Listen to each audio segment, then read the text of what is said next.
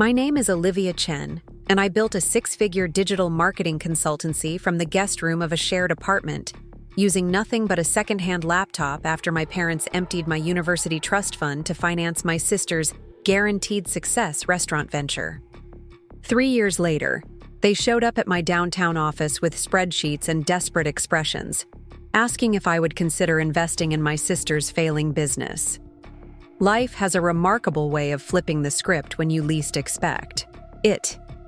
Before we jump back in, tell us where you're tuning in from. And if this story touches you, make sure you're subscribed, because tomorrow I've saved something extra special for you. The exact moment I learned where I ranked in my family's hierarchy of potential is still vivid in my memory. It was during spring break of my senior year, sitting at our kitchen island while both my parents nervously shifted on their bar stools. The acceptance letters I'd received that week were arranged in a neat row between us. NYU, Columbia, Northwestern, Boston University, each representing years of relentless effort maintaining a perfect GPA while building a portfolio of digital marketing campaigns for local businesses. "Olivia, we need to discuss the financial situation," my father began, his voice carrying that distinct tenor it always did when uncomfortable conversations loomed. My mother's eyes darted between us, her fingers fidgeting with her wedding ring, a nervous habit I'd observed throughout my childhood. I wasn't particularly concerned. My education fund had been a cornerstone of family discussions since elementary school. "Your future is secure," they'd remind me during every academic achievement. This fund was more than money. It represented their belief in my potential, something I'd worked tirelessly to prove worthy of receiving. As you know, Emma's restaurant concept has been in development for over a year now, my father continued, referencing my older sister who had graduated from culinary school 2 years prior. Emma had always been the creative one, the passionate chef whose talents earned constant praise from family and friends alike. The subtle shift in my father's tone sent a warning signal through my body before his words confirmed my suspicions. "The property Emma found in Providence is perfect, exactly what she's been looking for, and the lease terms are favorable. But the build-out costs and initial operating capital are significantly higher than projected." My mother finally made eye contact. "What your father is trying to say is that we've had to make a difficult decision regarding your education fund." "What kind of decision?" I asked, though I already knew. "We've reallocated your university fund to secure Emma's restaurant location and cover the first year of operating expenses," my father stated, his businessman tone firmly in place. "Reallocated," I repeated. "You mean you gave my college money to Emma?" "Not all of it," my mother quickly clarified. "There's still about $8,000 left, and with scholarships, student loans, and perhaps starting at community college." Community college? The words felt foreign in my mouth. After years of honors classes, leadership positions, and strategic planning for top-tier universities, community college had never entered the conversation. "Just for 2 years," my father explained, as though offering a reasonable compromise. "Then you could transfer to one of these schools. Your sister's restaurant is a time-sensitive opportunity. The location won't wait, and first restaurants rarely turn profits immediately. The investment now means she'll be able to establish herself in a prime location." My mother reached across the island to touch my hand. "Emma's concept is remarkable, Olivia. The farm-to-table approach with her modern take on our grandmother's recipes. Food critics will love it. This could launch her career nationally." The message couldn't have been clearer. My sister's dream warranted immediate, full financial backing, while mine could be downsized, delayed, or pieced together through loans and compromises. "What about my plans?" I asked, gesturing to the acceptance letters. "I've been working toward these programs since freshman year." "Marketing degrees are flexible," my father replied. "You can build those skills at any decent program. Emma's culinary vision is unique. It needs the right space, the right timing. Surely you understand the difference." That phrase, "surely you understand the difference," revealed everything about how they valued our respective paths. Emma created, I organized. Emma inspired, I executed. Emma was the artistic investment. I was the practical one who would find a way regardless of resources provided. I didn't argue further that evening. Instead, I gathered my acceptance letters, returned to my room, and spent hours researching alternatives, calculating numbers, and confronting the new reality. My carefully constructed path had been dismantled for someone else's dream. The tears came later that night, silent and private, mourning not just the loss of my planned future, but the painful clarity about my position in our family, the practical child, the responsible one, the one expected to adapt while opportunities were handed to my sister. By morning, I had dried my tears and formulated a new plan, one that didn't include community college or waiting for parental approval. When I entered the kitchen, my parents were already there, speaking in hushed tones that abruptly ceased when I appeared. "I've made my decision," I announced, pouring myself coffee from the carafe. "I'm not going to college right now." Their reactions were predictable: shock, disapproval, and immediate attempts to convince me I was being rash. "This is about the college fund, isn't it?" my mother asked. "Olivia, please don't be dramatic. Many students take loans." "This isn't about drama," I replied, maintaining composure that surprised even me. "It's about recognizing when to pivot. If I can't attend the programs I've been working toward, I'm not going to spend money on a compromised alternative." "So, what's your plan?" my father challenged. "Live at home indefinitely?" "I've been offered a full-time position at Meridian Digital," I said, referencing the boutique marketing agency where I'd interned the previous summer. Entry-level content creation and social media management. The pay is modest, but they offer health insurance. I've also spoken with Jen and Alyssa about sharing that apartment on Hawthorne Street. What I didn't share was the second half of my plan, the part that had crystallized during the sleepless night, the freelance marketing work I'd been doing for local businesses throughout high school could be expanded. I'd been building a portfolio and network since I was 16, helping small business owners navigate digital marketing with affordable, effective strategies. This skill could become more than a resume builder. It could be the foundation of something entirely mine. My parents exchanged concerned glances. This wasn't the emotional outburst they'd anticipated. It was calculated determination, which worried them more. "What about your sister's opening next month?" my mother asked. "We're all expected to be there." "You've already committed to helping with the social media launch." "I'll be there," I promised. "And I'll handle her social media campaign as agreed." "This isn't about punishing Emma. She didn't raid my college fund. You chose to give it to her." The distinction was crucial to me. In the years that followed, maintaining a relationship with my sister while establishing boundaries with my parents would prove one of my greatest challenges. 2 weeks later, I started at Meridian Digital, creating content calendars and managing social accounts for their smaller clients. The work paid $17 an hour, barely enough to cover my third of the rent in the apartment I shared with 2 former classmates, plus utilities and groceries. I established a ruthless budget that allowed me to save 15% of each paycheck, determined to build my own safety net. By day, I crafted social posts and newsletters for Meridian's clients. By night, I developed my own client base, starting with 3 small businesses I'd worked with during high school: a local bookstore, a boutique clothing shop, and a family-owned bakery. I charged rates well below market value but delivered results that kept them referring others.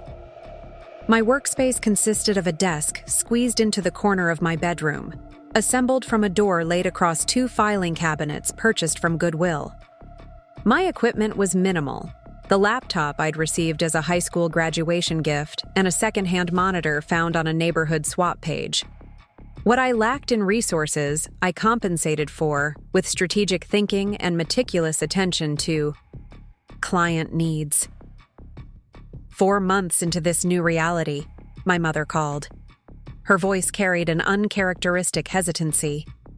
"We're having a family dinner Sunday evening," she said. Emma's closed the restaurant for a private event, a special menu.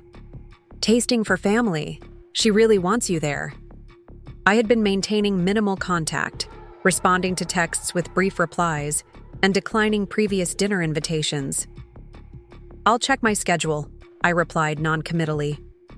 "Olivia, it's been months," she sighed. "Your father and I were making the best decision we could for both of our daughters. Emma asks about you constantly. She's worried you're angry with her." The framing was masterful. I was the unreasonable one holding a grudge, not the daughter whose future had been sacrificed for her sister's benefit.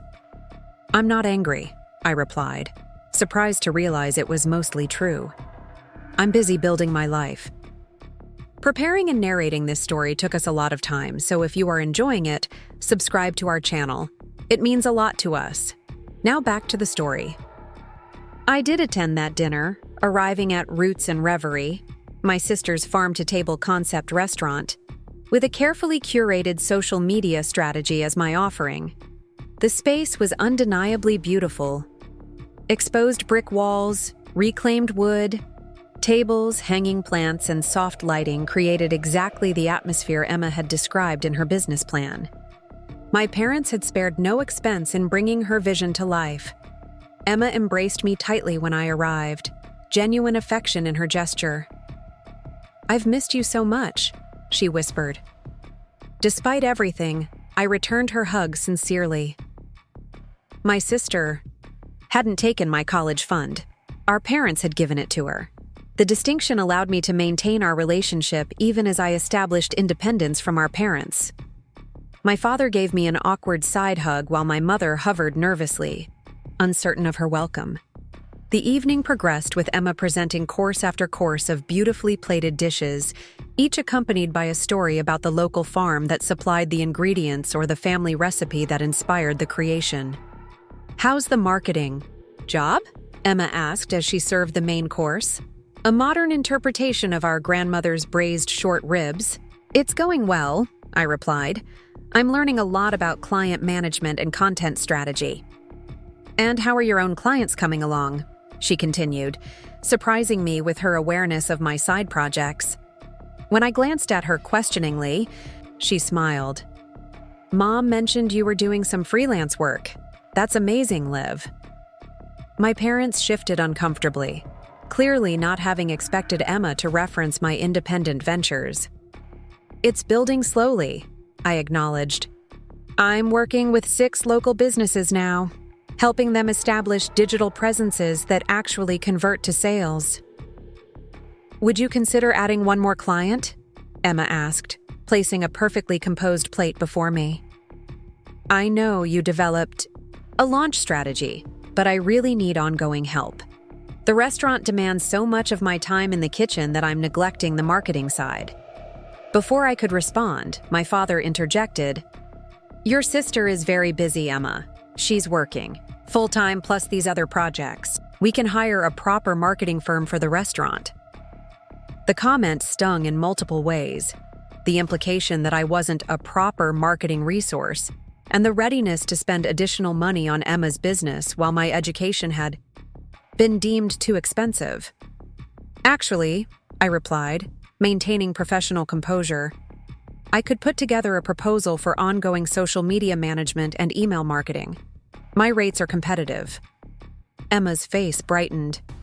"That would be amazing. I trust you more than some random agency." As dinner continued, I observed the dynamic between my sister and our parents more objectively than ever before. Their pride in Emma was evident, but so was the pressure they placed on her. Every suggestion about menu modifications, service improvements, or decor adjustments was framed as helpful guidance but carried implicit expectations of compliance. The restaurant represented not just Emma's dream, but our parents' vicarious ambitions. They had invested more than my college fund. They had invested their identities as parents of a successful chef entrepreneur. The weight of those expectations showed in the tight lines around Emma's eyes despite her smile. After dessert, Emma gave me a tour of the kitchen while our parents settled the bill with the staff. In this professional domain, my sister's confidence was striking. She moved through the space with authority, explaining equipment choices and workflow designs with clear expertise. "How is it really going?" I asked when we were momentarily alone. "The restaurant?" Emma's polished veneer slipped slightly. "It's harder than I expected," she admitted. "Food costs are higher than projected, staffing is a nightmare, and the reviews matter so much. One bad write-up can empty your reservation book for a week. But the food is incredible," I said sincerely. "Every dish was perfect." "The food is the only part I'm confident about," she replied. "The business side keeps me awake at night. Dad's constantly asking about profit margins and return on investment. Sometimes I think he sees me as a balance sheet instead of a daughter." Her words resonated with a familiar ache. Different expectations, similar pressure. "What about you?" she asked. "Are you really okay with not going to college? You worked so hard for those acceptances." The question was genuine, without the judgment my parents attached to similar inquiries. "I'm building something different than I planned," I told her. "But it's mine. Every client, every campaign, they're choosing my work because it delivers results, not because I have a degree from a prestigious program." Emma studied me with new appreciation. "I've always envied that about you," she said quietly. "Your self-sufficiency. Nothing seems to derail you for long." Her comment stayed with me long after I'd returned to my apartment that night.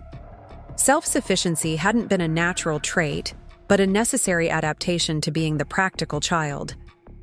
While Emma's creativity had been nurtured with resources and encouragement, I had learned to create opportunities with whatever was available.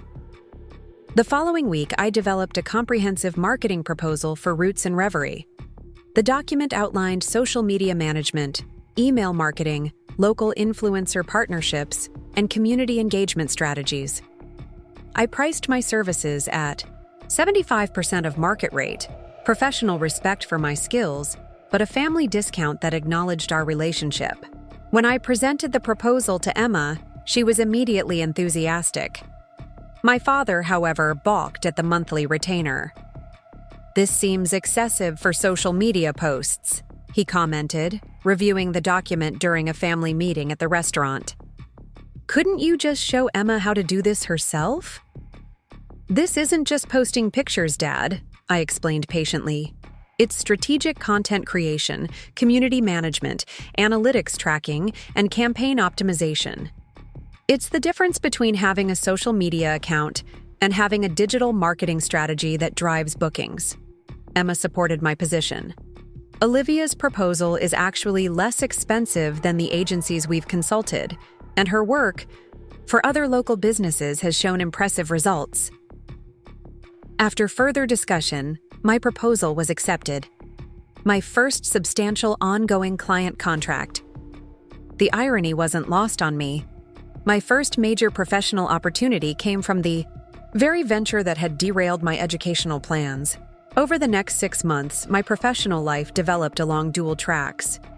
During the day, I continued at Meridian Digital, learning valuable industry practices and building professional connections. Evenings and weekends were devoted to my growing roster of private clients, with Emma's restaurant serving as a showcase for my capabilities. The social media presence I built for Roots and Reverie began attracting attention from other local businesses, particularly in the hospitality sector. My portfolio expanded to include 3 more restaurants, a boutique hotel, and a popular coffee shop chain. I developed a reputation for understanding the unique voice of each business and translating it into engaging digital content that generated measurable results. 9 months after starting at Meridian, I was called into my supervisor's office. Monica had been a supportive manager, providing guidance while allowing me considerable autonomy with my assigned accounts.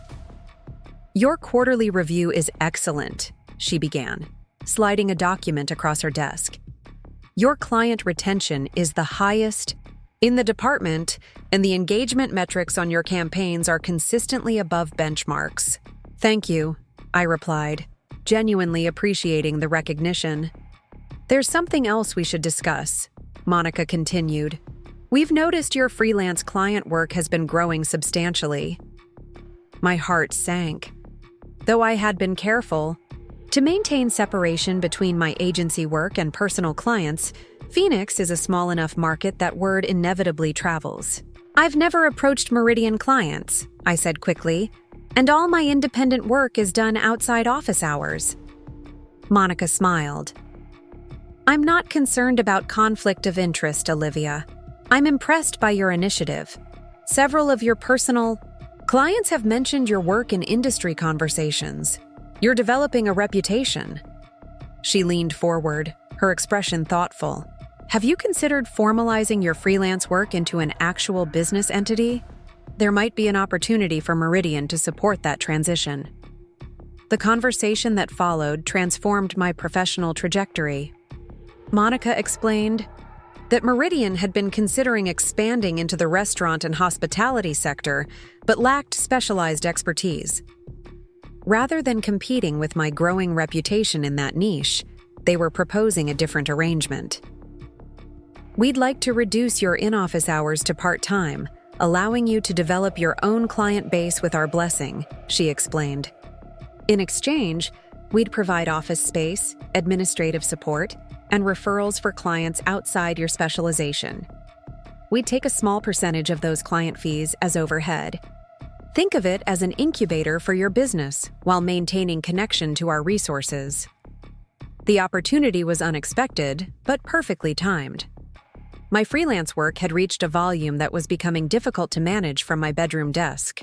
During evenings and weekends, the arrangement would provide legitimacy, resources, and a pathway to establishing my own agency while mitigating some of the risks of full independence. That evening, I called the one person whose perspective I truly valued. Emma answered on the fourth ring, kitchen noise evident in the background. Meridian offered me a business incubator arrangement, I explained after basic greetings. They want to support me in forming my own agency while maintaining a connection to their resources. That's incredible, Liv. Emma's enthusiasm was genuine. Are you going to accept? I'm strongly considering it. The timing feels right. My client list is growing, and I need more structure than working from my bedroom allows. Emma was quiet for a moment. You know what amazes me? You've built all this without the degree program you wanted, without the connections college would have provided, without any of the advantages that should have been yours. Her acknowledgement of what had been taken from me, offered without defensiveness or qualification, was unexpectedly healing. Meanwhile, I had every advantage, she continued, her voice lowering. The culinary school connections, the perfect location, the full financial backing, and I'm barely keeping my head above water. The restaurant seems to be doing well, I said, surprised by her admission. The reviews have been excellent, and your social engagement metrics are strong. The public perception is positive, she agreed, but the financial reality is more complicated. Food costs are higher than projected, staff turnover is constant, and the profit margins are razor thin. Dad's increasingly concerned about return on investment. This was the first I'd heard of any financial concerns with the restaurant. Our parents had presented it as an unqualified success during family gatherings. I didn't know, I admitted. Mom and Dad don't want anyone to know, Emma explained. They're committed to presenting the restaurant as a wise investment. But between us, they're getting nervous about the money they've put in. After our call ended, I sat at my improvised desk, contemplating the parallels in our situations. Despite dramatically different starting resources, we were both navigating the challenges of entrepreneurship. Emma with her restaurant, me with my emerging agency. The difference was that I had built my business with minimal overhead and clear-eyed expectations, while Emma carried the weight of our parents' financial and emotional investment. The following week, I accepted Meridian's proposal. We formalized the arrangement with contracts that protected both parties' interests while establishing a clear pathway for my eventual full independence. I would maintain 20 hours weekly at Meridian, working on their established accounts while developing my own client base under the name Pixel and Pen Digital Strategy. My first significant decision as a business owner was hiring an assistant, a recent marketing graduate named Zoe, who brought fresh perspective and technical skills that complemented my strategy focus. We shared a small office within Meridian's space, gradually establishing our distinct identity while benefiting from the established agency's infrastructure. 3 months into this arrangement, my client roster had expanded to 12 ongoing accounts with several project-based clients in rotation. Emma's Restaurant remained my showcase client, its social media presence attracting industry attention and driving consistent bookings. On paper, our professional lives appeared to be thriving in parallel. The chef and the marketer, sisters building complementary success stories. The reality, as I would soon discover, was significantly more complicated. 14 months after launching Pixel and Pen Digital Strategy, I received an unexpected call from my father. It was a Tuesday afternoon, and I was reviewing analytics reports with Zoe when his name appeared on my phone screen. We hadn't spoken directly in over 3 weeks. "Olivia," he began without preamble, "your mother and I would like to meet with you this week.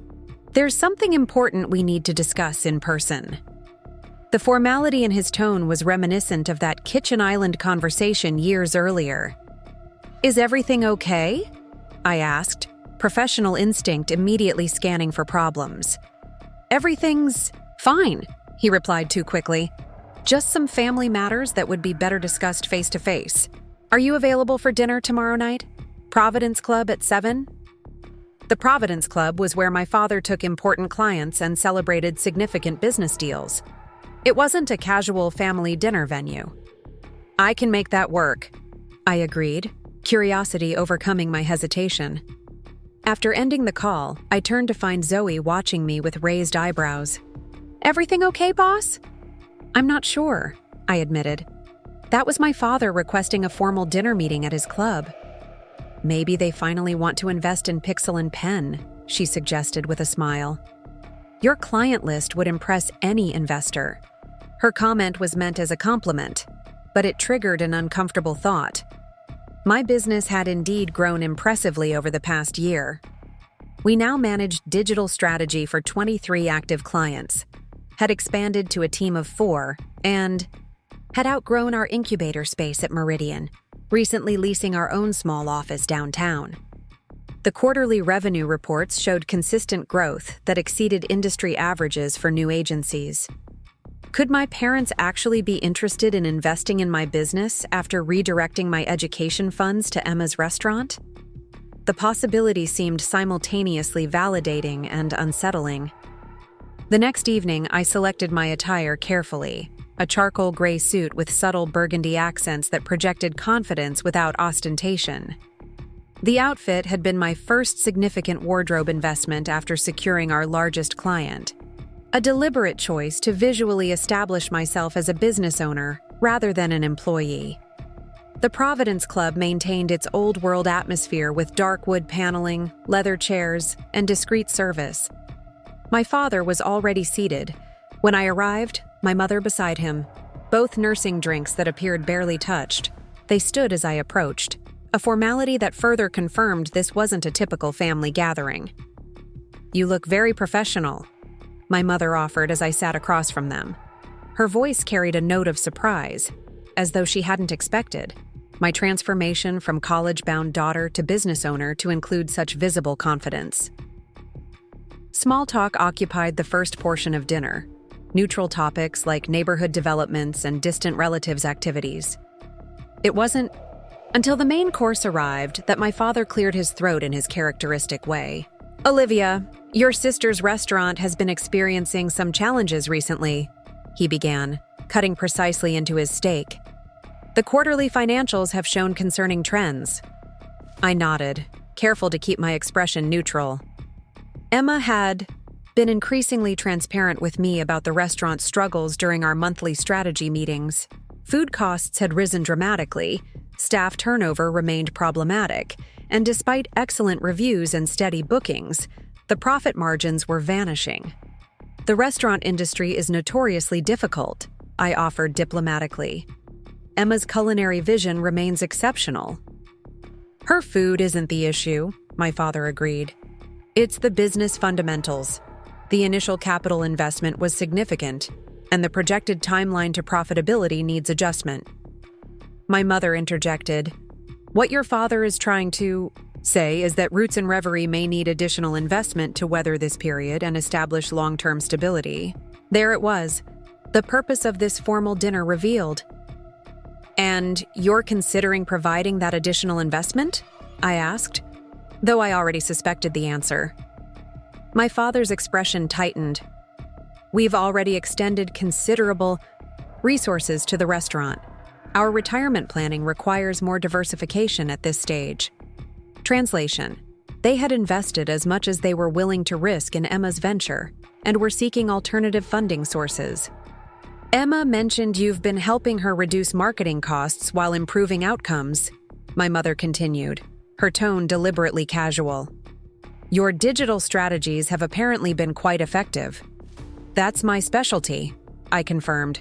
"Maximizing impact while optimizing resource allocation." My father leaned forward slightly. "Your business has been growing impressively from what we hear. Emma says you've expanded your team and moved to your own office space." The direction of the conversation was becoming increasingly clear, but I waited, forcing them to articulate their purpose explicitly. "We believe there might be a mutually beneficial opportunity here," he finally stated. "Your business expertise combined with Emma's culinary talent could create a stronger enterprise. Perhaps a partnership or investment arrangement." The irony was so perfect it almost seemed scripted. 3 years after determining my education wasn't worth funding, they were suggesting I invest my hard-earned business success in the very venture that had been deemed more worthy than my future. "You're suggesting I invest in Roots and Reverie?" I clarified, keeping my tone professionally neutral. "More of a partnership," my mother quickly responded. "Your marketing expertise has already proven valuable to the restaurant. A more formal arrangement could benefit both of you." My father, ever the financial advisor, was more direct. "Emma's restaurant needs approximately $175,000 to optimize operations, restructure some debt, and create sufficient runway for profitability. Based on the growth of your agency, we thought you might be positioned to consider such an investment opportunity." The figure nearly matched what my college fund would have provided for my education. The symmetry was too perfect to be coincidental. "I see," I replied carefully. "And what analysis has been done regarding the restaurant's path to profitability with this additional investment?" My father produced a folder from his briefcase, sliding it across the table. "We've outlined the projected financials here. With restructured debt and operational adjustments, the restaurant could achieve sustainable profitability within 18 months. I accepted the folder, but didn't open it immediately. "Has Emma requested this intervention?" My parents exchanged glances. "She's been resistant to seeking outside investors," my mother admitted. "She feels it would compromise her culinary vision. But she needs to be realistic," my father added firmly. "The restaurant won't survive without additional capital, regardless of how talented she is in the kitchen." I placed my hand on the folder. "I'll review the financials and give the matter appropriate consideration." My measured response clearly wasn't what they had anticipated. Perhaps they had expected immediate enthusiasm for the opportunity to rescue my sister, or gratitude for being considered worthy of participation in the family's prized investment. "This could be beneficial for both of you," my mother pressed. "A true family business partnership." "Business decisions require objective analysis," I replied, echoing the pragmatic approach they had always attributed to me. "I'll evaluate this opportunity as I would any potential investment." The remainder of dinner passed with strained conversation about safer topics. As we prepared to leave, my father placed his hand on my shoulder, a gesture that once would have carried paternal authority, but now felt oddly presumptuous. "We're proud of what you've built, Olivia," he said with what seemed like genuine appreciation. "Your practical nature has served you well." The compliment, intended to be conciliatory, instead highlighted the persistent pattern in our family dynamic. Even now, my accomplishments were framed through the lens of being practical, rather than visionary or exceptional in their own right. "Thank you for dinner," I responded simply. "I'll be in touch after reviewing the proposal." The drive back to my apartment provided time to process the remarkable role reversal that had just occurred. 3 years earlier, I had sat across from my parents as they explained why my educational future wasn't worth funding. Now they sat across from me, seeking financial rescue for the very venture they had prioritized over my college education. The following morning, I took the financial folder to our office early, before my team arrived. The quiet space allowed me to review the documents with professional detachment. The numbers confirmed what Emma had already shared in less formal terms. The restaurant was operating at an unsustainable loss despite strong customer reviews and steady bookings. Food costs had increased 23% since opening, staffing expenses exceeded projections by 17%, and the debt service on equipment and renovations created significant monthly obligations. The $175,000 capital infusion my parents proposed would address immediate cash flow concerns and restructure some high-interest debt, but the path to profitability remained precarious at best. When Zoe arrived at 8:30, she found me surrounded by spreadsheets and financial projections. "You're here early," she observed, setting down her bag. "Must be important." "My parents want me to invest in my sister's restaurant," I explained, seeing no reason to mask the situation with my most trusted colleague. "They've presented it as a partnership opportunity." Zoe's expression shifted from surprise to understanding. "The restaurant they funded instead of your education?" I had shared that history with her during a late-night working session months earlier. "The very same." She gestured to the documents spread across my desk. "And what does your analysis tell you?" "That $175,000 would likely extend the runway but not address the fundamental challenges," I replied. "The business model needs restructuring, not just additional capital." "What will you tell them?" I gathered the documents, returning them to the folder. "I'm going to speak with Emma first. This proposal came from our parents, not her. I need to understand her perspective before responding." That evening, I visited Roots and Reverie after the dinner service, when Emma would have time to talk.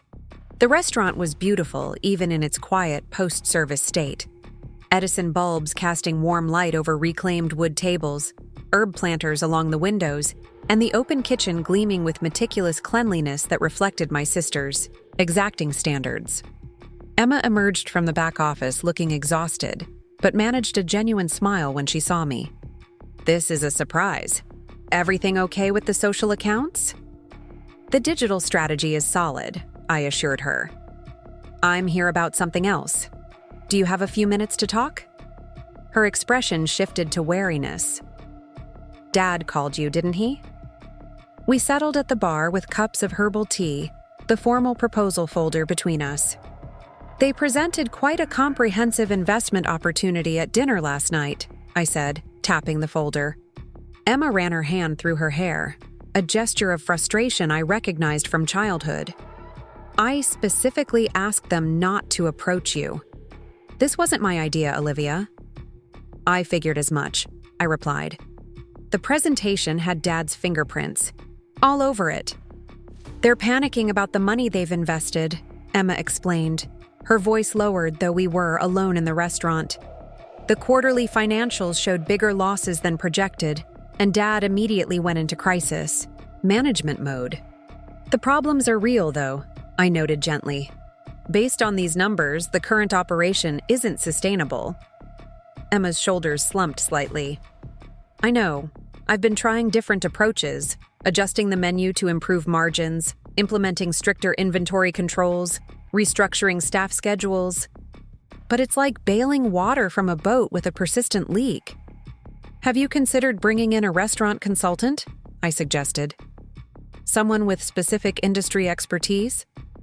Dad vetoed that idea, she replied with a grimace. He said, it was throwing good money after bad. He thinks the solution is keeping it in the family, meaning your money injected into his investment. Her framing revealed she saw the situation clearly. Our parents weren't just concerned about her restaurant, they were worried about their financial commitment to it. Would you actually want me as a business partner? I asked directly.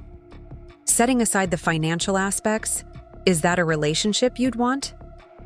Emma considered the question seriously. Honestly, your marketing strategy has been the most effective part of the business. You understand my vision and translate it digitally, better than I could have imagined.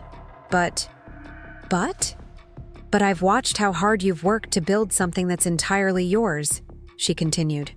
Something separate from family expectations and entanglements. I wouldn't want to compromise that because our parents are nervous about their investment. Her awareness of my journey and respect for my independence was unexpectedly moving. Despite the advantages she had received, Emma maintained genuine concern for my well-being rather than simply her own interests. I appreciate that, I said sincerely. But let's talk about the restaurant itself. Do you still believe in the concept? Is this still the dream you want to pursue? Emma gazed around the space she had created, emotions playing across her features. The food part, absolutely. Creating menus, working with local farmers, seeing customers enjoy what I've made. That's everything I hoped it would be. And the business side? Honestly, I hate it, she admitted. The constant administrative demands, negotiating with vendors, managing staff dynamics, it drains energy I'd rather put into the kitchen. We talked for nearly 2 hours, diving deep into the restaurant's operations, challenges, and potential paths forward. Emma's culinary passion remained undiminished, but her entrepreneurial stamina had been severely tested by the relentless demands of restaurant ownership. By the time we said goodnight, I had a clearer perspective on both the business situation and my sister's position within it. The restaurant needed more than capital. It needed structural changes that would allow Emma to focus on her strengths while addressing the operational weaknesses. The following day, I requested a meeting with my parents to discuss the proposal. We gathered at my father's office after business hours, a neutral territory that maintained professional distance.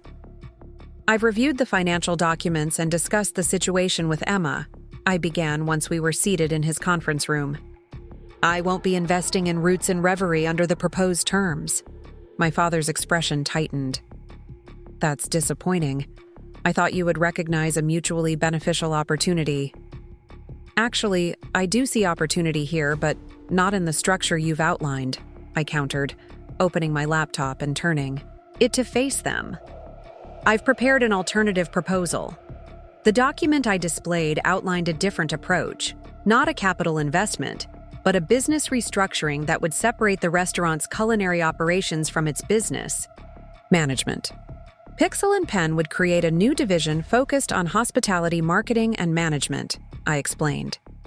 This entity would contract with Roots and Reverie to handle all business operations, marketing, staff management, vendor relations, and financial administration, allowing Emma to focus exclusively on menu development and kitchen operations. My mother leaned forward, studying the screen. You wouldn't be investing capital? No, I confirmed. We would invest expertise and operational support in exchange for a management fee and percentage of profits once the restaurant achieves sustainable profitability. That doesn't address the immediate capital requirements, my father objected. Actually, it reduces them, I countered, advancing to the next slide. Our analysis indicates that approximately 40% of the projected capital need could be eliminated through operational efficiencies, renegotiated vendor contracts, and revised staffing structures. The remaining capital requirements would still need to come from existing investors or traditional financing. My approach directly challenged their attempt to shift financial responsibility to me, while offering a substantive solution that respected both Emma's talent and business realities. "This isn't what we had in mind," my father stated, his tone revealing disappointment. "I understand that," I replied evenly. "But it's a solution that leverages my actual expertise rather than simply tapping my financial resources. More importantly, Emma supports this approach. She wants to cook, not manage a complex business operation." My mother's expression shifted as she processed the implications. "You've already discussed this with Emma?" "Of course," I confirmed. "She's the chef and creator of the restaurant concept. Any solution needs her full participation." "We should have been consulted first," my father insisted. "We're the primary investors." His comment revealed volumes about how he viewed family hierarchy and decision-making authority. Despite being adults with our own professional lives, he still expected to control major decisions that involved his daughters. I approached the person whose daily life and professional identity would be most affected by the changes, I explained calmly. Business restructuring requires buy-in from key operational personnel, not just investors. The discussion continued for nearly an hour, with my parents gradually shifting from resistance to reluctant consideration of my alternative approach. I maintained professional composure throughout, presenting market analysis, operational projections, and case studies of similar arrangements in the restaurant industry. "This could actually work," my mother finally acknowledged, reviewing the third revision of financial projections. "Emma would be happier focusing on the culinary side." My father remained less convinced. The management fees would create another expense line when the restaurant is already struggling with profitability. The fees would be structured as a percentage of revenue with performance incentives tied to profitability improvements, I clarified. "Our compensation grows only when the restaurant's financial health improves." By the end of the meeting, we had reached a tentative agreement to explore the management approach further, with detailed contracts to be developed and reviewed by respective legal counsel. As we prepared to leave, my father regarded me with an expression I couldn't quite decipher. "You've become quite the businesswoman," he observed. "Not the path we envisioned for you, but impressive nonetheless." The backhanded compliment was characteristic, acknowledging my accomplishment while subtly undermining it as a deviation from their preferred plan. 3 years ago, such a comment would have stung. Now it merely confirmed how little had changed in his fundamental perspective. "Thank you for considering my proposal," I replied professionally. "I'll have the formal agreement drafted for review next week." The drive home that evening carried a sense of shifted dynamics that went beyond the specific business discussion. For perhaps the first time, I had engaged with my parents as a professional equal rather than a daughter seeking approval. The proposal I had presented wasn't a plea for recognition, but a sound business strategy offered from a position of earned authority. Over the following 2 weeks, my team and I developed a comprehensive management agreement for Roots and Reverie, while continuing to serve our existing clients. The process required careful allocation of resources and consideration of how this family-adjacent business relationship would affect our agency's operations. "Are you sure about this?" Zoe asked, during a late working session as we finalized the contract details. "Family business entanglements can get messy." "The agreement has clear boundaries and performance metrics," I replied, reviewing the document's exit clauses. "And despite everything, I do want Emma to succeed." "And your parents? Are they actually on board, or just reluctantly accepting they couldn't get your money directly?" Her question cut to the heart of the lingering tension. "They're pragmatic enough to recognize this solution is better than watching their investment collapse," I acknowledged. "Whether they've truly accepted my professional autonomy is another question entirely." 3 days later, we gathered at my parents' home to sign the management agreement, a location they had insisted upon despite my preference for a neutral, professional setting. The dining room table where we had shared countless family meals now held legal documents that formalized a new relationship between Emma's restaurant and my agency. As my father reviewed the final contract with his characteristic thoroughness, I observed Emma's expression, a mixture of relief and renewed hope that suggested she had been carrying a heavier burden than I had realized. The culinary director role is clearly defined, my father noted, reaching the section on responsibilities, but there's no board seat or strategic oversight for existing investors. The agreement establishes a quarterly investor meeting for financial reporting and strategic updates, I pointed out. But day-to-day operations and implementation decisions remain with the management team and culinary director. The implication was clear.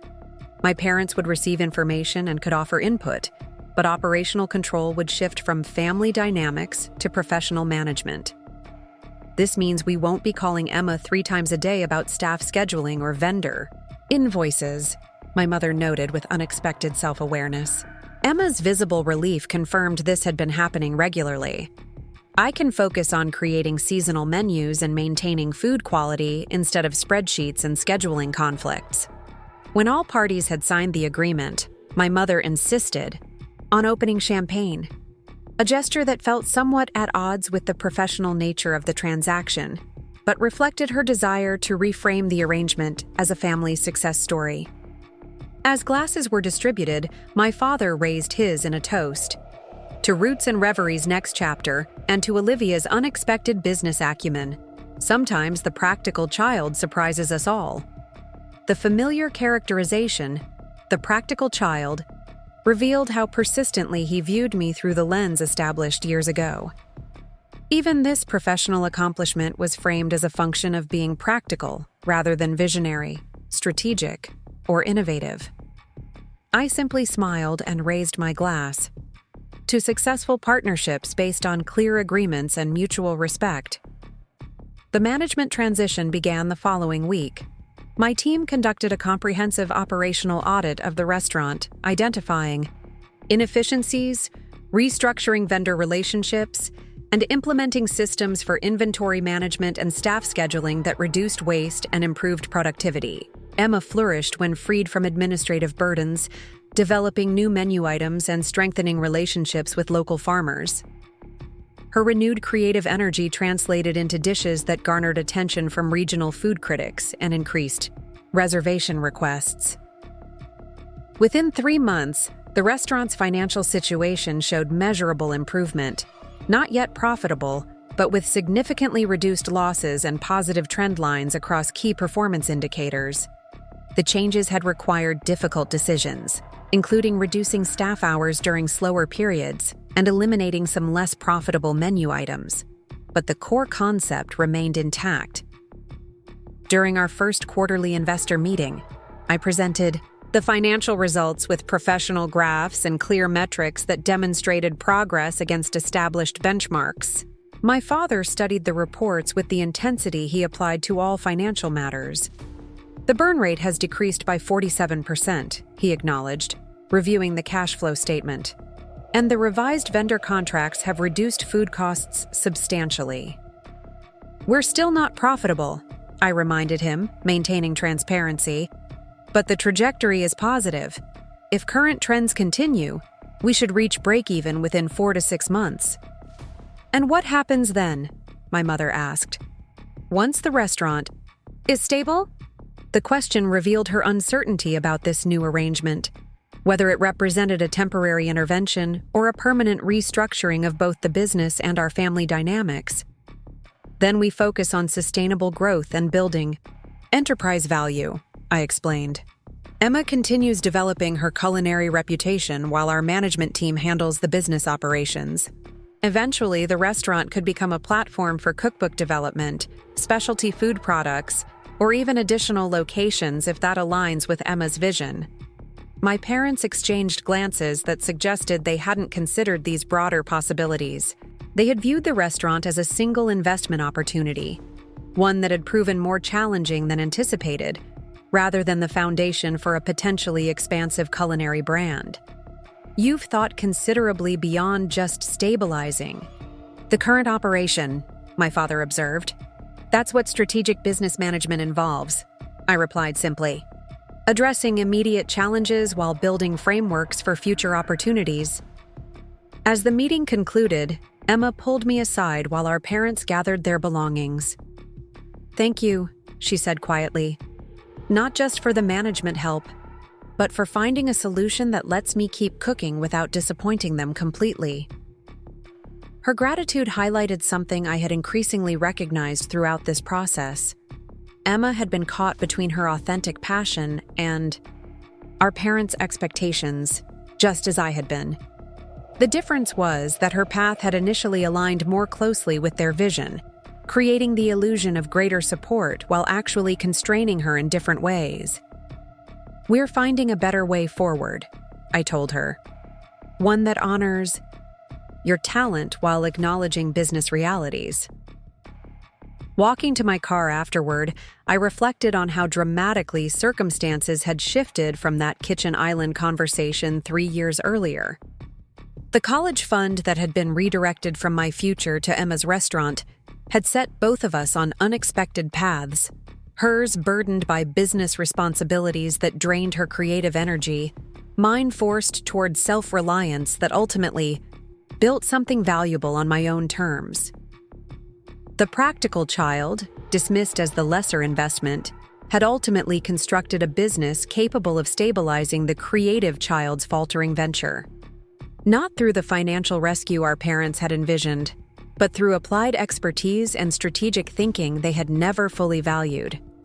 The irony wasn't lost on me as I drove toward the downtown office where my team was helping other businesses tell their stories and connect with their audiences. My own story had taken an unexpected narrative turn, transforming what had initially seemed like rejection into the foundation for something far more valuable than what it had replaced. 6 months into our management agreement with Roots and Reverie, the transformation was remarkable. The restaurant had achieved break-even status 2 weeks earlier than projected and was showing its first modest profits. More importantly, the operational systems we had implemented were functioning smoothly without requiring constant oversight, creating the sustainable infrastructure the restaurant had previously lacked. Emma was thriving in her redefined role as culinary director. Freed from administrative burdens, her creative energy had produced seasonal menu innovations that attracted attention from regional food publications and increased customer retention rates. Her Instagram takeovers on the restaurant's account, something she had initially resisted but now embraced, routinely generated our highest engagement metrics, particularly when she shared behind-the-scenes glimpses of recipe development or farmer relationships. The restaurant's revival had an unexpected effect on Pixel and Pen as well. Our successful restructuring of Roots and Reverie had caught the attention of other restaurant owners facing similar challenges, creating an entirely new client category we hadn't specifically targeted. Within months, we had signed management contracts with 2 additional independent restaurants, establishing a specialized hospitality division within our agency. Zoe had stepped up to oversee this growing division, demonstrating leadership capabilities that transformed her role from assistant to department director. We hired 2 additional team members with restaurant industry experience to support the expanding client base, and our downtown office now felt consistently too small for our operations. It was during a meeting about potential office spaces that I received a text from my mother. "Your father and I would like to discuss an important matter with you and Emma together. Dinner at our house tomorrow, 6:30? The request was unusual. Since implementing the management agreement, our interactions had shifted toward quarterly business reviews and occasional family gatherings, where business discussions were deliberately avoided. A joint meeting specifically to discuss an important matter suggested something significant had changed. I forwarded the text to Emma with a simple question mark. Her response came quickly. "Just got the same message. No idea what it's about." Dad's been unusually interested in the restaurant's financial reports lately. That detail triggered my professional instincts. As Roots and Reverie had stabilized and begun showing modest profits, my father had indeed requested more detailed financial breakdowns and projections than our standard reports provided. At the time, I had attributed this to natural investor interest in a recovering investment, but perhaps there was more to his inquiries. The following evening, I arrived at my parents' home precisely at 6:30, deliberately timing my entrance to coincide with the scheduled meeting rather than arriving early for unnecessary social preliminaries. Emma's car was already in the driveway, and from the kitchen windows, I could see my family already gathered at the dining table. My mother greeted me with a hug that felt slightly too enthusiastic, a tell I recognized from childhood when she was nervous about an upcoming conversation. "Everything looks wonderful, Olivia. We're so pleased you could join us on short notice." The dining room table was set for a formal dinner, with the good china and crystal glasses that signaled special occasions. My father stood as I entered, offering a firm handshake rather than familial embrace. His standard approach to interactions he viewed through a business lens rather than purely family ones. Emma sat across from my place setting, sending me a subtle questioning look that confirmed she remained equally in the dark about this gathering's purpose. The tension in the room was palpable despite my parents' attempts at maintaining casual conversation as we began our meal. It wasn't until the main course had been served that my father finally cleared his throat and addressed the purpose of the dinner. "Your mother and I have been discussing our long-term financial plans, particularly regarding Roots and Reverie, and our overall investment portfolio." I maintained a neutral expression while mentally noting the familiar language, nearly identical to how he had begun the conversation about my college fund years earlier. Emma's hand tightened visibly around her water glass. "The restaurant's performance has improved significantly under the current management arrangement," he continued, nodding in my direction with what appeared to be genuine acknowledgement. "The financial trajectory is now stable and showing modest, but consistent profitability." "That was the goal of the restructuring," I noted simply, waiting for him to reach his actual point. "Indeed," my mother interjected, her voice carrying that deliberately modulated tone she used when nervous about reactions. "And it's created an opportunity we wanted to discuss with both of you together." My father folded his hands on the table, in his characteristic posture for important announcements. "We've received an acquisition offer for Roots and Reverie from Regional Hospitality Group. They're expanding their portfolio of local concept restaurants and have expressed interest in adding Emma's farm-to-table model to their collection."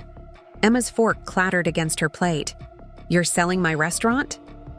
"We're considering an exit opportunity," my father corrected with the practiced precision of someone who had anticipated this reaction. "As the majority investors, it's prudent to evaluate all options when an asset reaches stability after a rocky period." The clinical framing, asset, exit opportunity, revealed volumes about how he viewed the restaurant my sister had poured her creative passion into for years. To him, it had always been primarily an investment vehicle rather than the manifestation of Emma's culinary vision. "What are the terms?" I asked, focusing on the practical aspects while processing the significant implications. My father slid a folder across the table, a mirror of how he had presented the investment proposal months earlier. "The offer is $1.2 million for complete acquisition, including the lease, equipment, brand assets, and operational systems.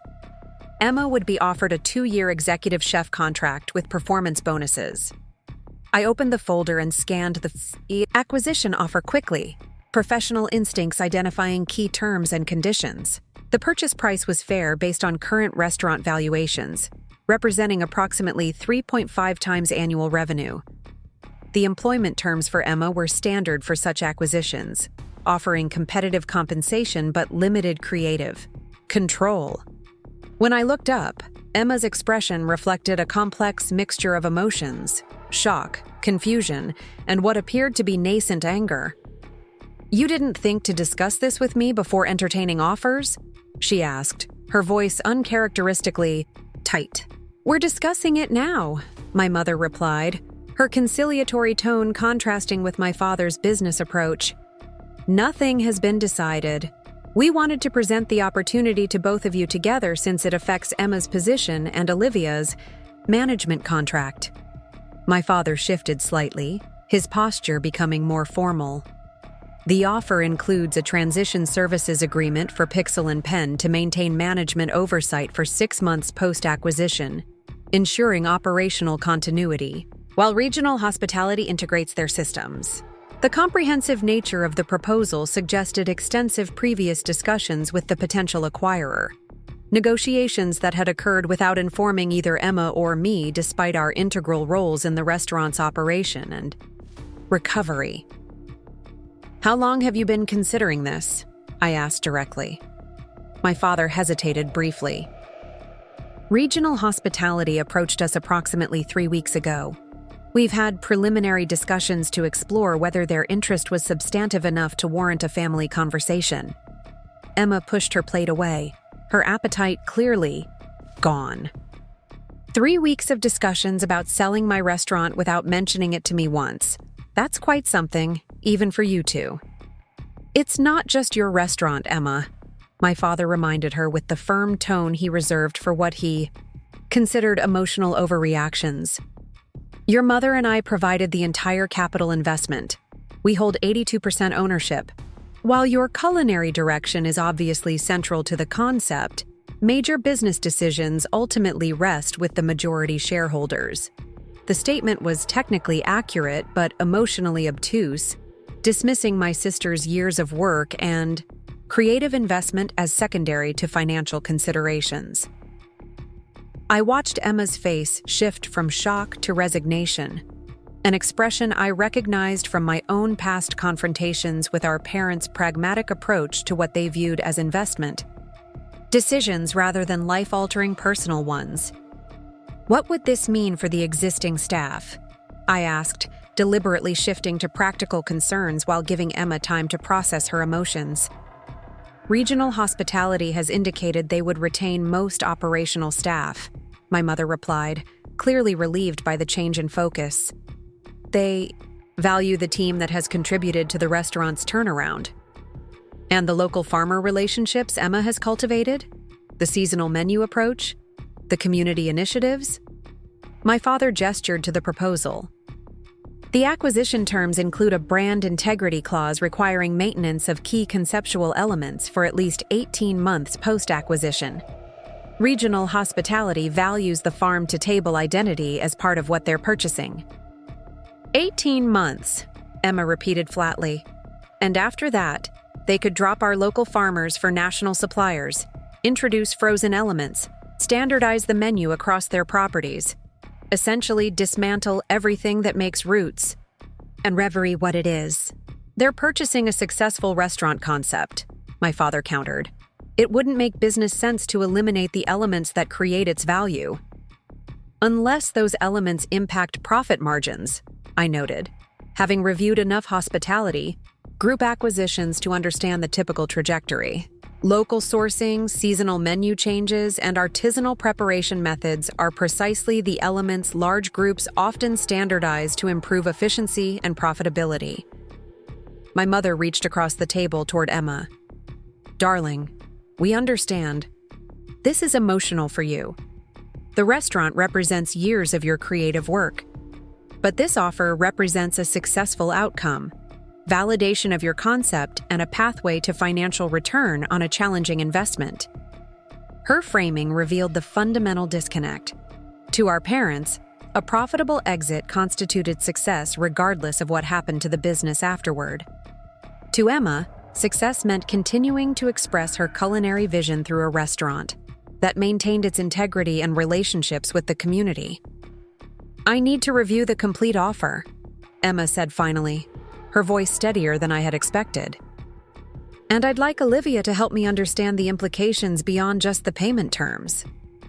My father nodded approvingly at what he perceived as a rational approach to an investment decision. "Of course. Take the weekend to review everything.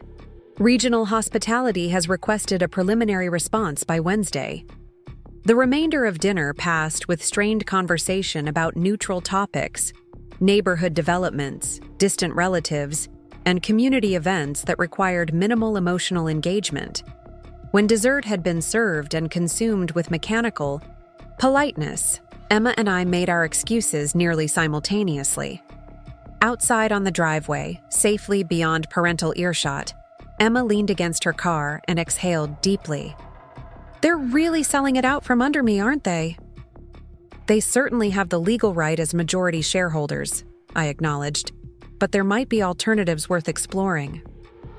Like what? I can't match a $1.2 million offer to buy them out. Let's meet tomorrow at my office, I suggested. Bring all your original business plans and any documentation about the restaurant's concept development. I want to review everything before we discuss options. The following morning, I arrived at Pixel & Pen's office earlier than usual, using the quiet weekend hours to research Regional Hospitality Group's previous acquisitions. The pattern was consistent across their portfolio. Purchase of successful independent restaurants with distinctive concepts, maintenance of core identity elements for 12 to 24 months, followed by gradual standardization to improve operational efficiency and profit margins. Their business model wasn't malicious.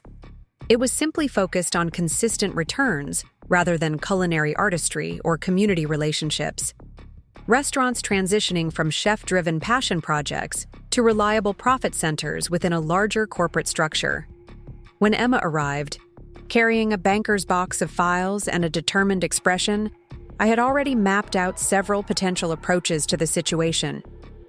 We settled in the conference room, spreading her original business plans and concept documents across the table, alongside the acquisition offer.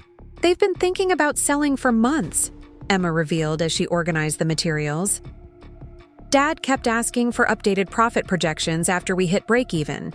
He wanted 5-year models with different growth scenarios. I thought he was just being his usual detail-oriented self. He was building the valuation case for potential buyers, I confirmed. The improved financial performance made the restaurant marketable as an acquisition target. So our success in turning things around just made it easier for them to sell it off. The irony wasn't lost on either of us. For the next 3 hours, we systematically analyzed the acquisition offer alongside Emma's original vision documents and our management agreement. The contrast between the inspirational language in her initial concept, honoring local agricultural traditions, creating meaningful connections between farmers and diners, celebrating regional food heritage, and the clinical acquisition terms was stark. Here's what I see, I finally said, pushing aside the scattered papers. Regional Hospitality is making a fair market offer for a restaurant with your current financial profile. The issue isn't the price, it's what happens to your vision after acquisition. Emma nodded glumly. Exactly. Even with the executive chef contract, I'd essentially become an employee executing someone else's increasingly standardized concept. There's another dimension to consider, I added. The management contract between Roots and Reverie and Pixel, and Penn includes a change of control clause requiring mutual agreement for contract maintenance under new ownership. Her expression brightened slightly.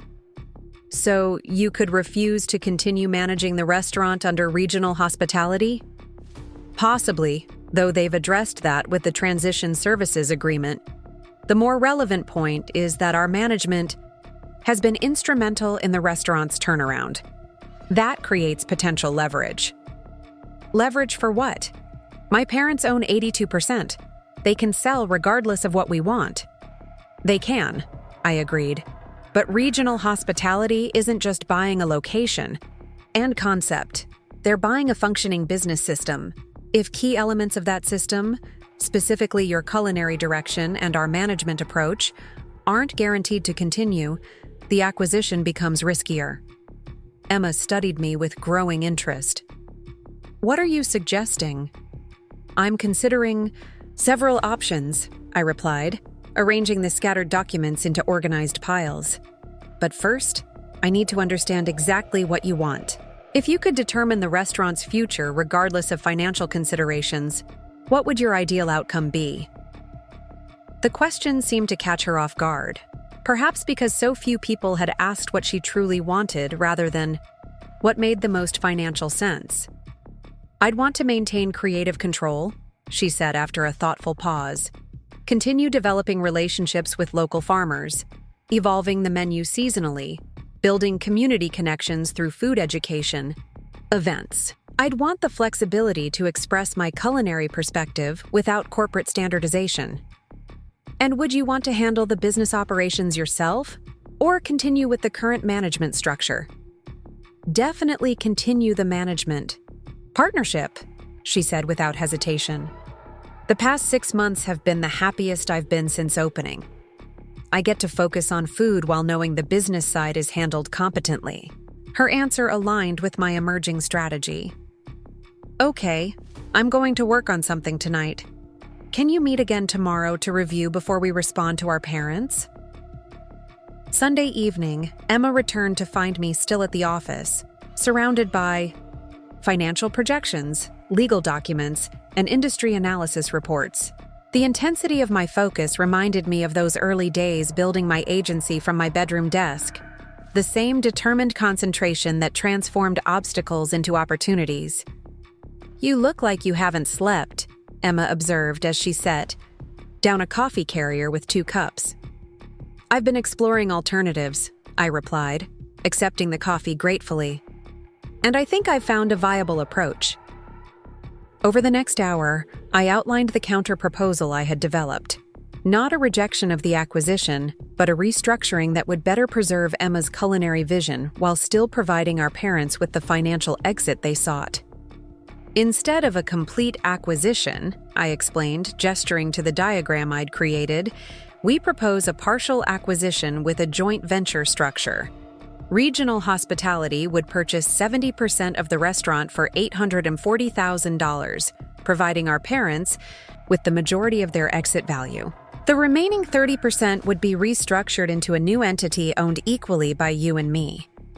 Emma studied the diagram with furrowed brows. How would that work practically? The new entity would maintain creative control over menu development, ingredient, sourcing, and brand identity through specific governance provisions. Regional Hospitality would gain operational scale benefits and portfolio expansion without completely standardizing the concept. Our parents get most of their capital returned while we preserve the restaurant's integrity. And what does Pixel and Pen get out of this arrangement? Emma asked perceptively. A modified management contract with both Roots and Reverie and potentially other regional hospitality properties, I explained. Our hospitality division would continue growing through this relationship, rather than being terminated after a brief transition period. Emma considered the proposal thoughtfully. This is far more sophisticated than simply accepting or rejecting the offer. Do you think our parents will support it? They'll focus on the financial aspects first, I replied, knowing their priorities. The proposal delivers approximately 70% of their exit value immediately, while maintaining potential upside through the restaurant's continued success. From a pure investment perspective, it's a reasonable compromise.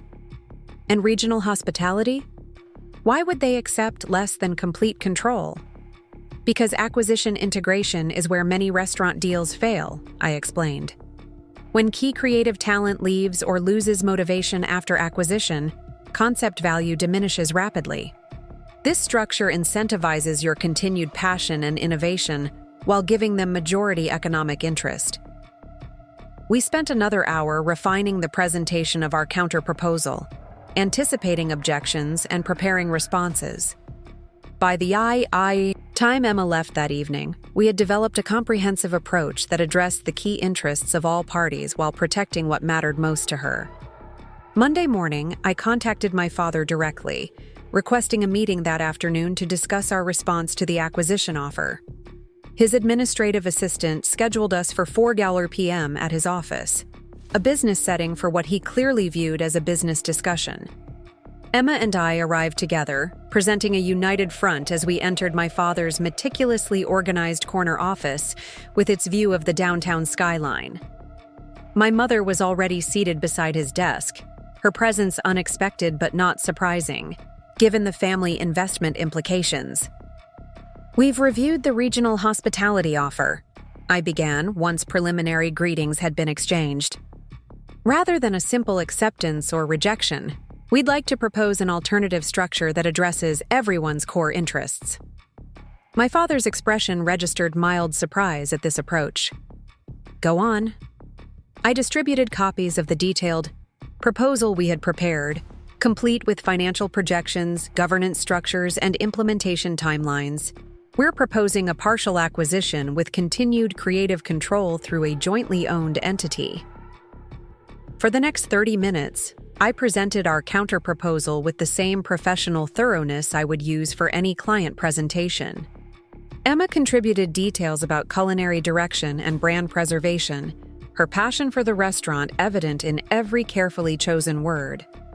When we concluded, my father studied the financial projections with characteristic intensity, while my mother watched his reactions for cues about her own response. This is certainly more complex than a straightforward acquisition, he finally commented, looking up from the documents. You're essentially proposing that your mother and I take a 30% discount on the exit value in exchange for preserving certain operational aspects of the restaurant. We're proposing you receive 70% of the cash value immediately with potential for additional returns through the continuing success of a restaurant that maintains its authentic identity and customer loyalty, I corrected. Based on our projections, the long-term value could actually exceed the current offer if the integrity of Emma's concept is preserved rather than standardized. My mother touched my father's arm lightly. It seems like a thoughtful compromise. Richard, Emma and Olivia have clearly put considerable effort into finding a solution that works for everyone. His expression remained non-committal as he turned to a specific page of financial projections. The management contract terms with Pixel and Pen are more favorable to your agency than the current arrangement. They reflect the expanded scope of services and demonstrated value of our management approach in the restaurant's turnaround, I confirmed unapologetically. The terms are still within industry standards for similar arrangements. My father leaned back in his chair, studying both Emma and me with an expression I couldn't quite decipher. This proposal reflects significant business sophistication, he finally said, far more nuanced than simply rejecting the offer based on emotional attachment to the restaurant concept. The comment revealed his persistent framework. He viewed Emma's desire to maintain her culinary vision as emotional attachment, rather than legitimate professional priority. Yet his tone carried something approaching respect for the business acumen demonstrated in our counter-proposal. Regional hospitality may not accept these terms, he continued. They've indicated a preference for complete acquisition rather than partial ownership structures. Then we negotiate, I replied simply. This proposal is a starting point that addresses core interests for all parties. If they're serious about adding Roots and Reverie to their portfolio, they'll recognize the value of maintaining the elements that make it successful. My mother glanced between Emma and me, her expression softening. You two have become quite the team. It's remarkable how you've combined Emma's culinary vision with Olivia's business expertise. Her observation touched on something fundamental that had evolved through this process, a partnership between sisters that transcended the comparative framework our parents had established between us. While they had positioned us as contrasting investments, we had discovered complementary strengths that created value neither could have generated alone. We'll present your counterproposal to regional hospitality, my father finally decided. Their response will determine whether this alternative approach is viable. But regardless of the outcome, I'm impressed by the thoroughness of your analysis and the strategic thinking behind it. Coming from him, this constituted high praise indeed, acknowledgement not just of effort, but of genuine business acumen. As Emma and I left his office, I felt a shift in the family dynamic that went beyond this specific transaction. For perhaps the first time, my father had engaged with us as business equals rather than daughters requiring guidance or direction. Outside the building, Emma embraced me spontaneously.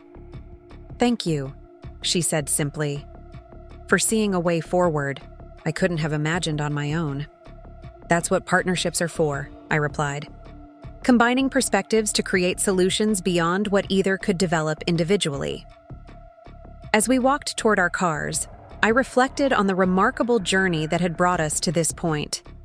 3 years earlier, our parents' decision to redirect my college fund to Emma's restaurant had set both of us on unexpected paths.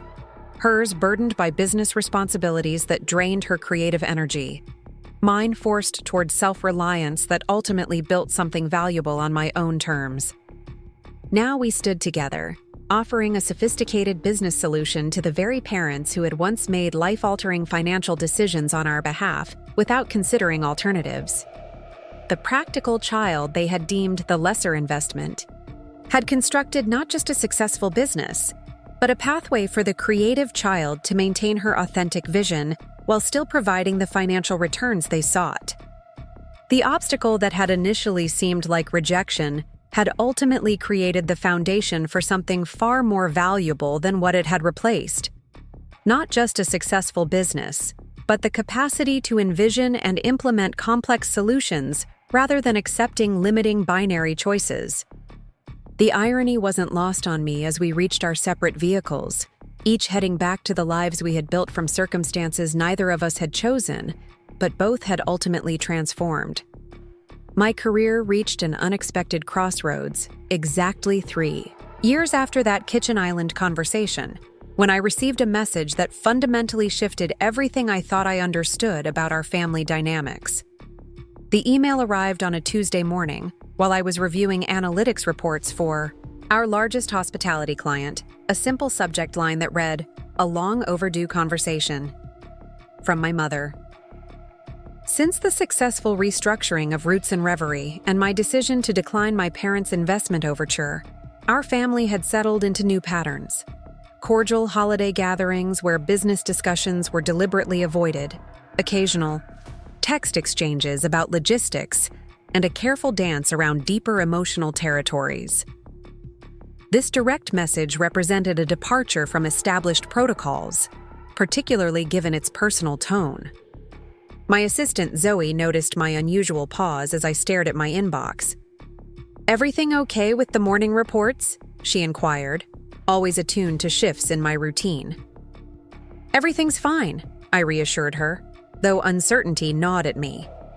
"I'll be working from the conference room for the next hour. Please reschedule my 10 a.m. if necessary."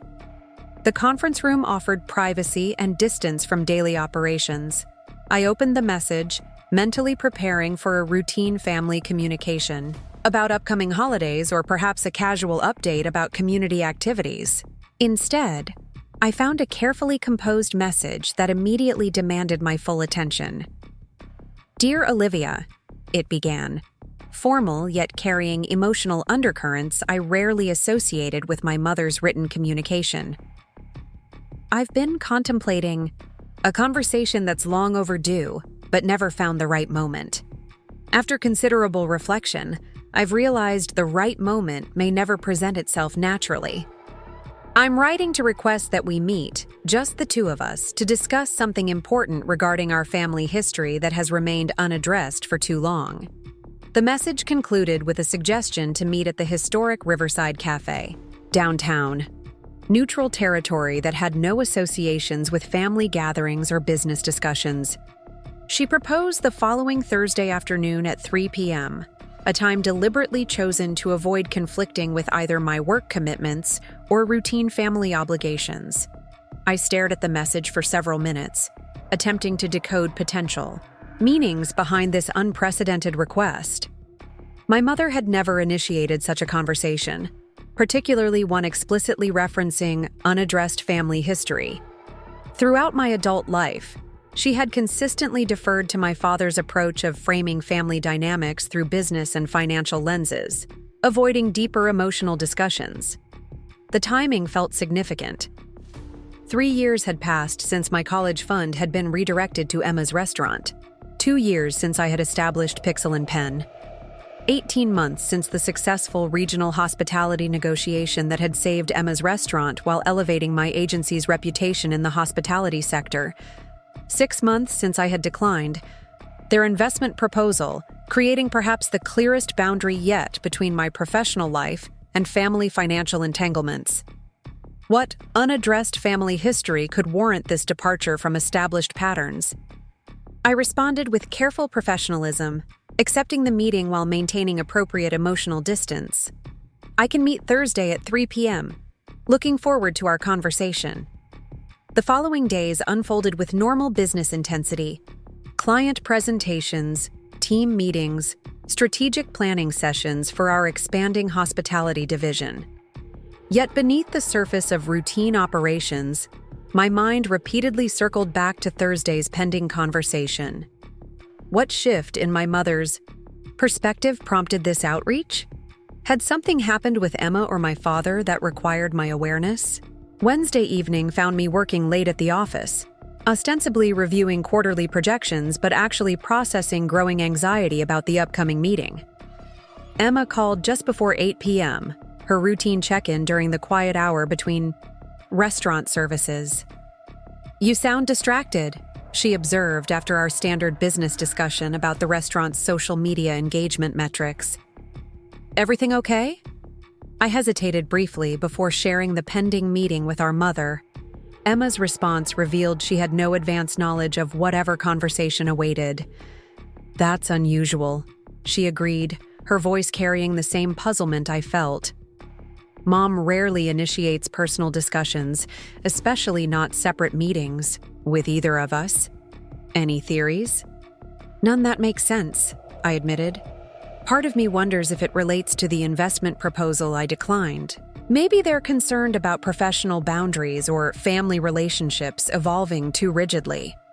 Or maybe it's something completely unrelated to business, Emma suggested.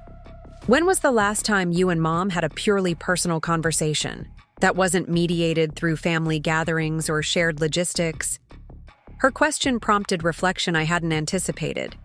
Since establishing my professional identity through Pixel and Pen, most interactions with both parents had been filtered through business frameworks. Even conversations about the restaurant had maintained professional rather than personal tones. We had constructed careful boundaries that preserved independence while allowing necessary collaboration. "I can't recall the last purely personal exchange," I acknowledged, which makes Thursday even more mysterious. "Whatever it is, you'll handle it appropriately," Emma assured me with characteristic confidence in my professional capabilities. "And I'll be curious to hear what prompted this unusual approach." After ending the call, I remained at my desk until nearly midnight, attempting to focus on work while my thoughts circled endlessly around potential explanations for Thursday's meeting. Sleep came fitfully that night, punctuated by dreams where I sat across from my mother at an endless conference table, documents between us that remained frustratingly illegible. Thursday morning arrived with crystalline autumn clarity, the kind of weather that seemed to suggest significant events rather than routine business. I selected my attire carefully, a soft charcoal sweater paired with tailored black pants that projected confidence without business formality. The Riverside Cafe wasn't a corporate environment, but I wanted to maintain the composed professionalism that had become my default defensive posture. I arrived deliberately 10 minutes early, securing a table near the window that offered both natural light and relative privacy.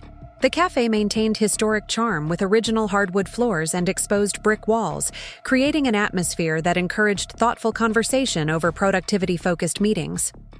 My mother appeared precisely at 3 p.m., her punctuality reflecting my father's influence on family standards. She had clearly given equal consideration to her appearance, wearing a soft blue blouse I recognized from important family occasions, and carrying a leather handbag rather than her standard oversized tote.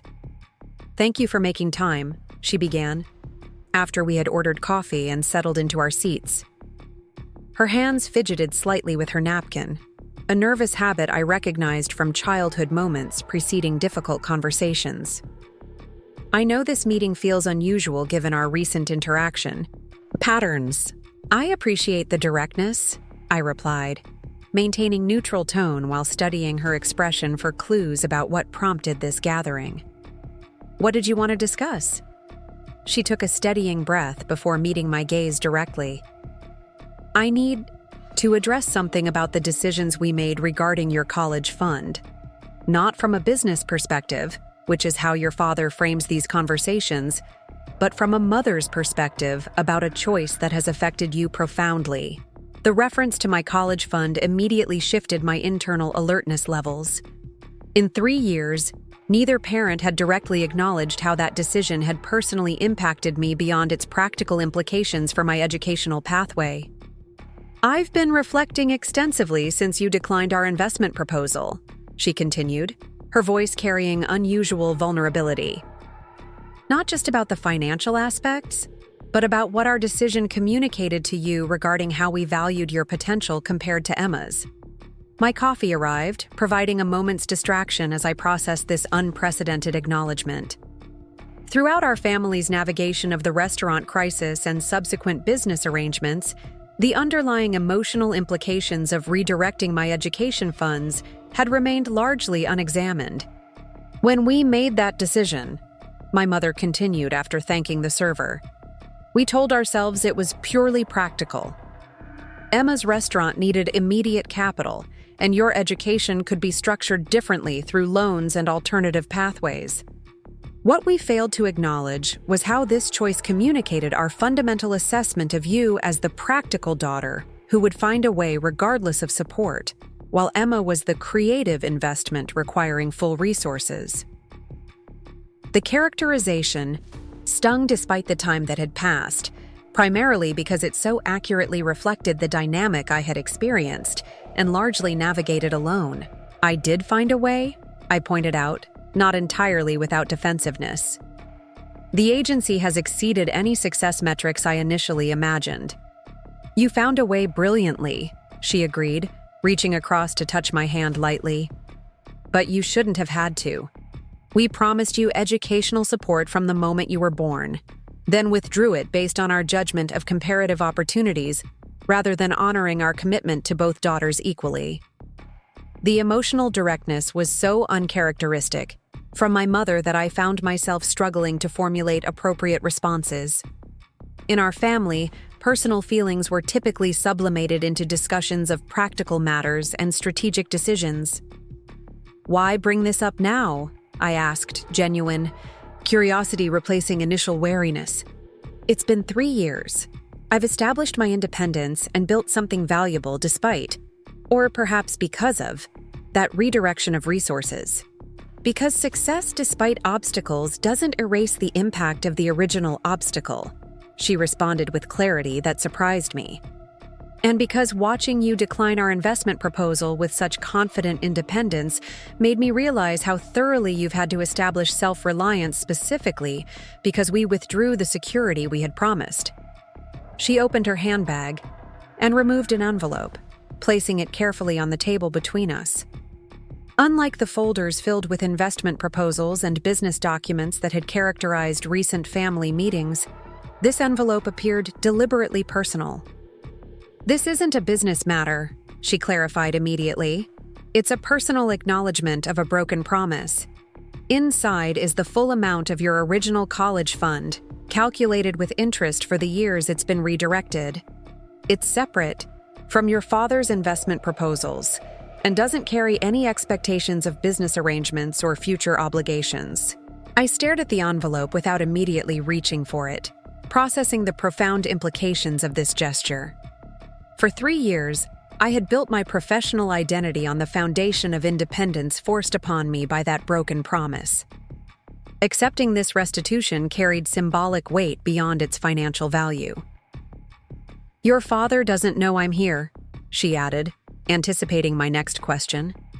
"He still frames the restaurant investment as a success that validates the original decision, pointing to how both ventures ultimately thrived. But I've come to see our choice differently. It wasn't wrong because it led to poor outcomes. It was wrong because it broke a fundamental trust and communicated priorities that shouldn't have existed." The conversation continued for nearly 2 hours, exploring territories our family had carefully avoided since the original decision. My mother spoke with unusual openness about the pressure she and my father had felt during the restaurant's early struggles, how they had second-guessed every financial decision, and how there Relief at my professional success had prevented them from fully acknowledging the personal cost of their initial choice. "Emma has thrived in ways we anticipated," she observed at one point. "Her culinary talent and creative vision have always been evident. But you've demonstrated capabilities none of us predicted. Not because they weren't present, but because we never positioned you to need them." The practical daughter who would manage regardless became the entrepreneurial daughter who transformed limitations into innovation. By the time our conversation concluded, I had accepted the envelope while carefully articulating that this gesture, while appreciated, couldn't retroactively change the experiences or growth that had resulted from their initial decision. The money would be integrated into my business or charitable giving in ways that honored both the acknowledgement and the independence I had necessarily cultivated. "I don't expect this to change our relationship fundamentally," my mother said as we prepared to leave. "You've established appropriate boundaries professionally and personally, but I needed you to know that I recognize what we did, why it was wrong beyond just practical considerations, and that I'm genuinely proud of how you've transformed that challenge into accomplishment."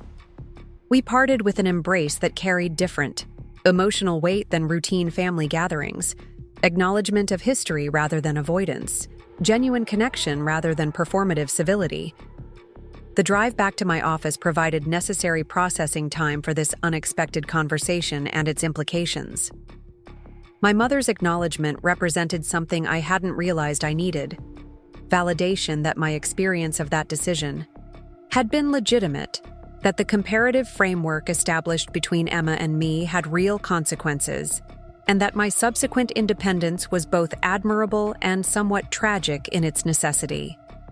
That evening, I called Emma from my apartment, needing to share this development with the person who best understood our family's complex dynamics while maintaining professional boundaries about business matters.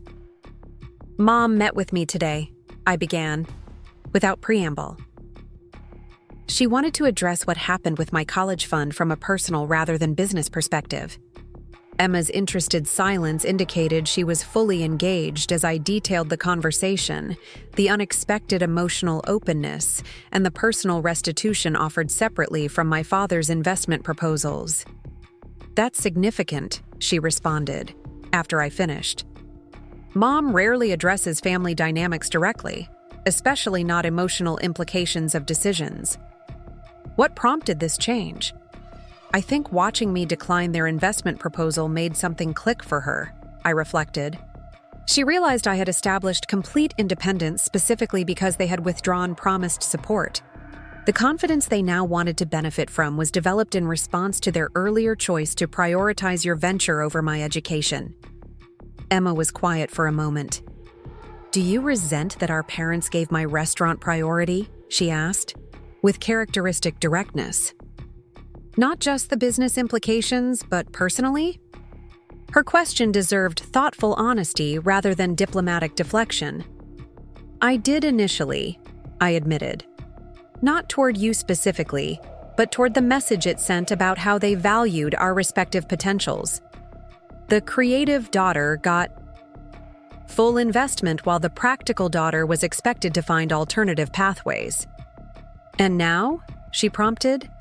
"Now I recognize that their limitations in understanding what we each needed created opportunities neither of us anticipated." I considered aloud. "Your restaurant forced you to develop business capabilities beyond culinary creativity. My redirected education forced me to build entrepreneurial skills I might never have discovered in traditional academic settings. So, in our twisted family way, their failure to support us appropriately actually positioned us for different kinds of success," Emma summarized with ironic understanding. "Exactly. But that doesn't excuse the initial decision or the comparative framework it revealed." Our conversation continued for nearly an hour, exploring how this acknowledgement from our mother might affect family dynamics moving forward. By its conclusion, we had agreed that while the gesture demonstrated evolution in our parents' understanding, established professional boundaries remained appropriate and necessary. The following weeks brought unexpected developments from the personal restitution my mother had provided. After careful consideration, I decided to use the funds to establish an endowment for young entrepreneurs lacking traditional family financial support, a structure that honored both the acknowledgement of past inequity and the values of independence I had necessarily developed.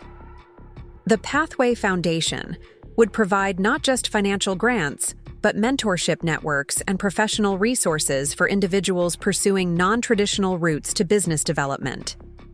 Emma enthusiastically agreed to serve on the advisory board, bringing her expertise in hospitality entrepreneurship alongside my marketing and strategic development perspective.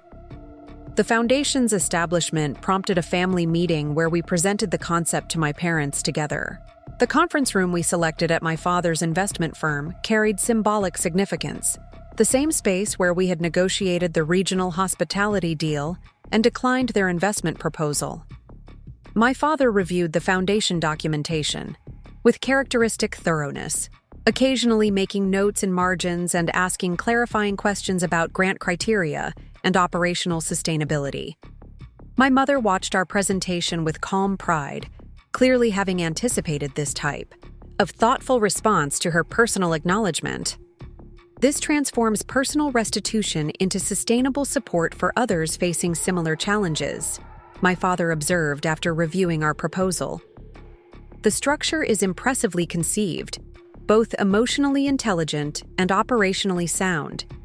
His approval, framed in professional terms rather than personal satisfaction, represented significant recognition from someone who typically prioritized financial metrics over emotional considerations. We're planning to supplement the initial endowment with annual contributions from both Pixel and Pen and Roots and Reverie, Emma added, explaining our intention to create ongoing rather than static support. Our respective professional successes can directly benefit individuals lacking resources we ultimately possessed through family connections, even if those connections were imperfectly distributed. The meeting concluded with my parents offering to contribute additional resources to the foundation, not as investors, but as supporters who recognize the value in addressing systemic challenges they had inadvertently represented in their own family decisions. 6 months later, the foundation had distributed its first grants to 12 recipients across various industry sectors, from aspiring chefs developing community-focused restaurants to technical innovators building solutions with minimal capital resources. The mentorship network had connected recipients with professionals who had navigated similar challenges, creating sustainable support structures beyond financial assistance. My relationship with my parents evolved into something more nuanced than our previous patterns. We maintained professional boundaries that preserved my business independence while engaging in occasional personal conversations that acknowledged rather than avoided our family's complex history. My father continued viewing relationships and achievements through investment frameworks, but demonstrated increased recognition that those frameworks had limitations in capturing human potential and family dynamics. Emma and I had grown into a genuine partnership that transcended the comparative roles our parents had initially established. Her restaurant thrived under the hybrid ownership structure with regional hospitality, while my agency expanded its hospitality division into a recognized industry leader. Our collaborative success demonstrated that supportive sibling relationships could exist beyond zero-sum resource allocation. The most profound realization emerged gradually rather than dramatically. The obstacle that had initially seemed like rejection had ultimately created conditions for both of us to discover and develop capabilities that might have remained dormant in more conventionally supportive circumstances. Emma's forced immersion in business operations had revealed strategic thinking that complemented her culinary creativity. My withdrawal of educational safety nets had necessitated entrepreneurial innovation that built something more valuable than any predetermined career path. The irony wasn't lost on either of us as we regularly collaborated on foundation selections and business strategy. The smart investment and the practical daughter had both transcended limiting characterizations through necessity and determination. 2 years after the foundation's establishment, I received recognition from the National Small Business Association for innovative approaches to entrepreneurship support. The award ceremony required a brief speech about my journey from startup founder to industry mentor. Standing at the podium, looking out at an audience of fellow entrepreneurs and business leaders, I reflected on how to frame my experience authentically without diminishing or overstating family complexities. My agency's development took an unconventional path, I began, choosing words carefully. When traditional educational resources weren't available, necessity drove innovation. When family business entanglements threatened professional independence, clear boundaries fostered collaborative success. When personal obstacles seemed to limit possibilities, they actually created opportunities for growth no predetermined path could have provided. I concluded the speech with recognition of the Pathway Foundation recipients, acknowledging that entrepreneurial success often emerged not despite challenging circumstances, but because of them. When limitations forced, creative solutions and independence fostered innovation. After the ceremony, my parents approached with congratulations that carried different emotional weight than previous occasions. My father's professional pride remained evident, but was now accompanied by what appeared to be personal satisfaction in my ability to transform early challenges into sustained success. My mother's embrace lingered meaningfully, communicating continued acknowledgement of our family's journey beyond purely celebratory sentiment. Emma caught my eye from across the reception, raising her wine glass in a subtle toast that encompassed our shared understanding of this moment's significance. We had both discovered that smart investment wasn't determined by initial resource allocation, but by individual capacity to transform circumstances into purposeful action. The path that had begun with that kitchen island conversation had led to professional independence, collaborative family relationships, and the establishment of support systems for others navigating similar challenges. What might have been a story of limitation and resentment had transformed into one of resilience and unexpected opportunity. As I drove home that evening, windows down to let in the crisp autumn air, I understood that the greatest return on any investment wasn't measured in financial metrics, but in the capacity to create value beyond original constraints. Both Emma and I had discovered capabilities and built achievements that our parents' initial categorizations hadn't anticipated or accommodated. The practical daughter had innovated, the creative daughter had strategized, and together, we had demonstrated that supporting each other's success generated returns far exceeding any theoretical trade-offs our parents had once imposed. Looking back, I recognize that the broken promise of my college fund had ironically provided the most valuable education possible, not through coursework or credentials, but through the necessity of establishing independence, developing professional competencies through experience, and learning to define success based on authentic values rather than external expectations. The obstacle had become the foundation, the rejection had sparked innovation, and the daughter deemed the lesser investment had built something valuable enough to invest in others pursuing their own unconventional paths to success. Years later, when young entrepreneurs sought my advice about navigating family expectations or overcoming initial limitations, I shared 3 key insights. First, external assessments of your potential rarely capture its full scope. Second, obstacles often contain the seeds of unexpected opportunities if approached with determined creativity. Third, the most sustainable success comes from defining and pursuing your own vision, rather than seeking validation through others' frameworks. The story that had begun with apparent rejection had evolved into one of mutual respect, professional achievement, and the profound satisfaction of creating pathways for others facing similar challenges. Both Emma and I had discovered that true investment wasn't about initial resource allocation, but about the courage to transform circumstances into purposeful growth. And in the end, we had both proven to be smarter investments than anyone had initially calculated. Not because we fulfilled predetermined expectations, but because we had the resilience to forge valuable paths no one had envisioned for us. Up next, you've got 2 more standout stories right on your screen. If this one hit the mark, you won't want to pass these up. Just click and check them out.